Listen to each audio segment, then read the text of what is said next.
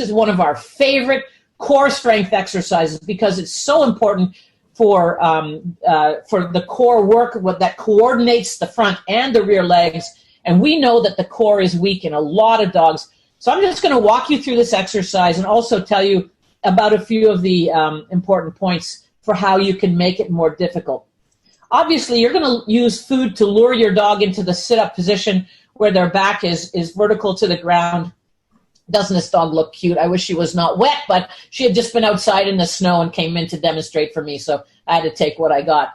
But look at her sitting up and balancing really nicely on those strong haunches, and you can imagine how her core is working to do that. But that's not all there is to this exercise, because once the dog knows how to beg, the next thing you want to do is use food in your hand to gently off-balance your dog. You can move the food sideways, you can move it up and down, you can move it backwards and forward.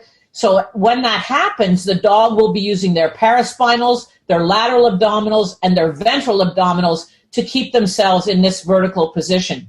Once your dog gets that, the next step then is to do that and push your dog with your hand. Push on their chest sideways, push on their back, push on their the front of their chest, etc. Always trying to just perturb their balance a little bit to make them work their core even more.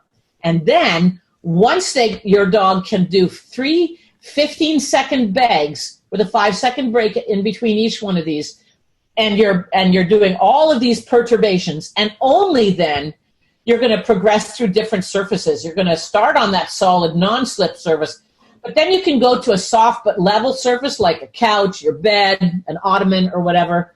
Then you go to working on hills where you face the dog in each of the 4 directions, and the muscle group that's facing uphill is going to work harder than the other muscle groups. And then finally, you'll work on an egg-shaped physio ball like this dog here, so that I'm perturbing his balance with my right hand.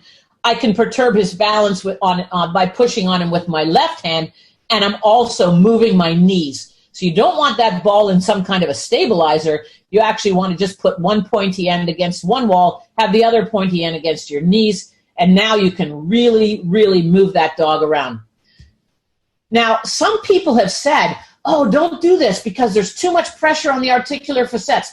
Well, there was a study that actually looked at that. How exciting is that? I mean, who looks at these things?